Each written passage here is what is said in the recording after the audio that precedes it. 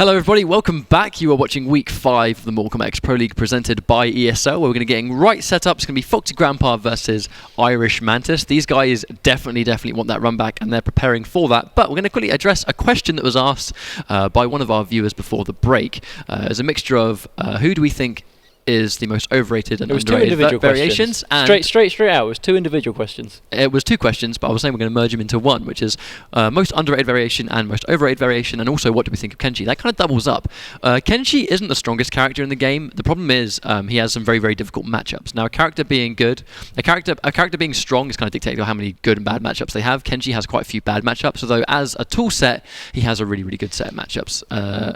I think against, we could say the weaker characters. There are some characters that actually really struggle to get in on Kenshi, but they're not the characters that you really need to worry about in tournament. I feel like Possessed and Kenjutsu are really good variations, but even they have some tricky matchups. Yeah, I mean, but it really is down to just the tools they have. I think Kenjutsu plays MKX quite well. Kenjutsu, I think, is, I'm not going to say underrated, because it's been explored a bit, but I think it's definitely a little bit slept on. But, you know, it's good, it's got armor, 50/50s, good mids, all that good stuff, but let's get into our first semi-final of the night, which is going to be F0xyGrampa and IrishMantis. These guys played last week in Week 4 of the Grand Finals, where, in quite historic fashion, IrishMantis convincingly defeated F0xyGrampa 3-1. 3-1 indeed it was. Now, you guys have waited all of, the entire duration of 1 week for this run back, and fortunately, because IrishMantis and Foxy have both played extremely well this week, here they are, giving you basically the rematch. Foxy would have done his homework. We've spoke to Foxy and Madsen since, and they feel like they know what they did wrong last week, and they're ready to kind of rectify those changes and decide to change up what they should do. However, Madness, he's going to be ready for that. He knows that Foxy's going to be preparing for the run back, so you're going to almost be just as ready last week as you are this week. You're not going to let your guard down in that situation. Now, I'm actually really happy for IrishMantis because he has been able to almost secure himself. Going in, had 175 points, and that was including the 25 he's got for this top 8 placing. Going into semi-finals, though, he is going to bag himself a minimum of 25 more. So he's sitting on 200 points. It's going to make him extremely difficult to overtake because, I mean, we're in week 5. Especially if he keeps up the level of play and placements that he's had. Because I don't think he's in it every week. I could be wrong, but at the very least, the last 2 weeks, he's definitely riding a ton of momentum. Now, it's all well and good for Foxy to go away and say, I know what I did wrong, not going to happen again, I'm going to win next time we fight. But if you think IrishMantis hasn't been continuing to grind this matchup with one man 3 letters from Ireland, who he prepared for this matchup last week, if you think he hasn't continued to practice that in this week, you would definitely be wrong, I would hope. Because he's going to be ready, because he did win last week, but like he said, he knows all eyes are on him this week, he knows there's a high expectation, and already starting off strong. Oh, and he doesn't have the stamina to sprint in, so that forward dash is going to get scouted out by a grab from Foxy. Actually quite rare. When we watched these guys play before, notoriously hard for them to grab each other. I mean, I don't think I've seen quite as many throw techs as last week from ESL, especially the week before as well. Now, this is definitely one of the adjustments. Foxy said to us, pretty much immediately last week, I didn't throw nearly enough size to harass him from full screen. Because if you throw sides, it makes them have to come in. The second they have to come in, they get within back 1-2 range. And that's kind of one of the other elements of Molina. So Foxy definitely playing a strong keep away game. However, he's going to have to break this because IrishMantis is going to manage to slip that net and catch that full combo. Tries to forward, they're going to get chewed up by back 1. It's so hard for these guys to grab each other, but speak of the devil, that's kind of a commentator's curse situation, I think. Well, I mean, that's it though. You can tech all the grabs you want, but it doesn't change the fact that both of these characters have a strong throw game. Even if you tech it, it doesn't mean you're never going to get thrown again. No! IrishMantis whiffing the down 2, giving Foxy a full combo. Oh, going to run straight in there. Good damage. Uses the forward dash, doesn't need stamina for that. Oh, presses buttons in between the 1-1. Do you reckon he just thought he was going to stagger the 1? Maybe. That is actually the play that cost Foxy the tournament last week. Expecting a staggered 1 and getting hit by the full string. You can tell right now the Mantis just wants to get those doubles in. Oh, clean punish. That was a very clean punish right there. Good respectable damage into the restand. Foxy's sitting on 3 bars, which means he can either be risky or save the bar to kill. Now Mantis has to be careful because this is one dive kick into X-Ray confirm and he's lost the game. But he's not going to be able to safely get his clones, though, gets his doubles. He is going to get that guaranteed gel. He's going to get it once again. Oh, he tries to get the hearts of blockable, but whiffs it ever so slightly. Foxy with the good throw tech. Oh no, and that's going to be it. Unfortunately, IrishMantis did actually try to go for the hearts of blockable, but it whiffed ever so slightly.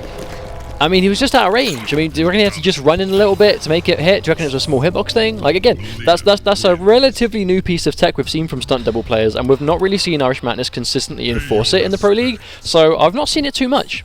But when it works, it works. Like, in the hard to blockable is a hard to blockable. So if you're putting someone in that sort of blender, then the power to you. But we just need to see it work a little bit more, I think. Or at least, even if it gets blocked, the fact that we need to see it work, really. Well, the fact is it whiffed, which gave him that just a waste of a bar, really. And if Foxy got hit by that, he would have had to break, and that would have taken all the meter away.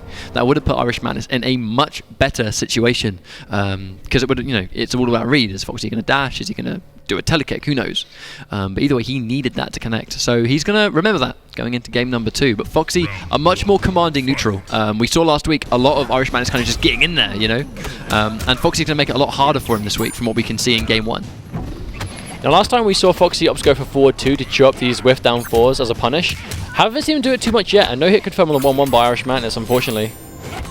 Oh, when he gets the stagger, doesn't opt to throw him into the corner. That would have been quite an obvious throw tech, so I think Foxy kind of calling that bluff right there. Oh, getting tagged by the very end of that nut punch. Opts to break, but I say, unlike Foxy, he's let himself take damage. Oh, Foxy sees back 1-2 hit, but he catches it in the air, so the hit confirm isn't going to connect at all. Oh, wow. Very brave of Foxy to press buttons in between a block jump and punch, but it's going to work. I wonder what he tried to do. I don't think that was intentional. Oh, the run. That's confidence. That's when you know that the opponent is sitting there blocking. Oh, and there's the interrupt. There is a gap there. Now, one of the things we did see Foxy do last week was a meterless roll to get around there. You can actually meterlessly get around that gap. If he does, I believe it might not work on meter burn, but at least the meterless version of that double uppercut. The thing is, I don't know if there's a gap in between the straight kick version. It's only ever when he goes for the uppercut. I think it's the uppercut only. The straight kick's too quick, surely. Nice reversal there from Madness. This could be the momentum change he needs. Opts to just go straight into the mimicry. Oh, that was another potential armor bait. Doesn't fall for it, though. Foxy's spending a lot of time kind of just allowing jump-ins now, because it's almost like he knows that the opponent's going to just jump in with the kick.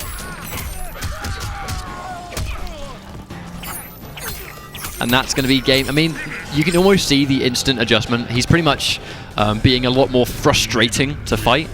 More size. We didn't see them much in game number 2, but it was just Foxy kind of just asserting what he wants to do. Now, he played very much last week off what Mantis was trying to do, and that's kind of where he fell short, where if you're going to let Stunt Double come in, and you're going to go, well, I'm just going to try and make a right read when he gets in. The problem is you've already let him get in for him to do that. If you're going to try and command that space and frustrate him beyond belief, which is what Melina does best, you're going to have a much better time now. Mantis has to be really careful with the ways he's going to go home. I mean, this could be his last match of week 5. I mean, 2-0s, Foxy looking like a I mean, that would be a really nice way to respond to losing in week 4, is a 3-0 score in the run back. I mean, he did this to Sacron after Sacron beat him in Season 2, and he's en route for doing it to IrishMantis. But IrishMantis does get the first hit, which is good for him, because it means Foxy's a little bit far away from Breaker. If he can get a nice hit here, oh, wow. No, I think that might have even been a counter attempt to get around the armor. There's no other reason he would have committed into the nut punch there had he not expected some kind of reversal. Oh no, big damage. He still has got a double stacked. But no stamina, so it's a question of how easily he can get in. Tries to go for that for the 4-2.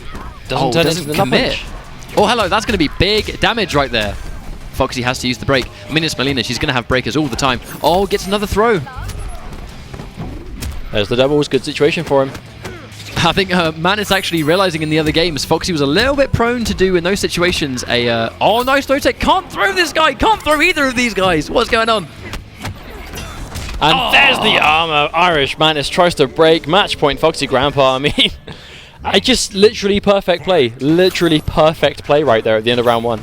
Nice throw tech from Mantis. He still has a bar, so it wasn't a waste. He's going to go in for that reload. Here we go. I feel like when you throw FoxyGrampa, you should always throw him the opposite direction to the way you should throw him. Because that's what makes him so good. He's really good at reading the direction you should throw him, which is why he takes on reaction with the button. But if you throw him in the opposite way that you should, it screws you over positioning-wise, but it gives you the throw. So it's like a really weird decision you've just got to make. So at last possible minute. He's in a dangerous situation because he has to keep that meter to make the comeback, but he has to... Oh no, and there's the armor! Foxy running in, knowing... Madness. Now that was actually just a true 50-50. It just so happened to double up. You know, that's going to double up, goes hand in hand as an armor break as well. And Foxy is going to move on 3-0. Now, the thing is, we actually say that quite a lot. We generally tend to say that if you ever go back and watch tournaments, when Foxy loses a tournament, or even if it's not a matter of winning the tournament, it's losing to somebody in that tournament. If he fights them again, he does rarely lose. Foxy will never lose to the same player twice in a row in a tournament. He is yet to do that. Unless you count someone resetting the bracket and winning, like we saw at unless Evo, you count that Sonic for Fox. sure. And Madsen. Yeah. But time. I think it's more like if you fight them separately at different sets at different times in different tournaments. You know what I mean? Or at least in different sets. Obviously, Grand Finals, technically it's one set, even though it's a reset into a continuation. But still, I know what you mean, and that's what we've said before. I didn't mean to make it really complicated and convoluted. Basically, it's easiest to beat Foxy if it's the first time you've ever fought him in tournament. That's kind of, even though that wasn't for them, that kind of applies, really. I'm getting confused now. Either way, Foxy's going to move on 3-0, and he is going to be our first Grand Finalist of the night. So I think he's definitely going to be happy with that. It's like we said earlier on, Foxy, he's done his homework and he realised what he did wrong. I mean, Mantis said he got semi-finals. He's put himself in a great situation. He secured himself 200 placement points, and we're over halfway there at this point. So the fact that he's sitting at number 4, and he is actually right behind Madsen and Sacron as well. Although one of these guys is going to move into Grand Finals, he's still going to be ever so slightly behind the top 3, you know?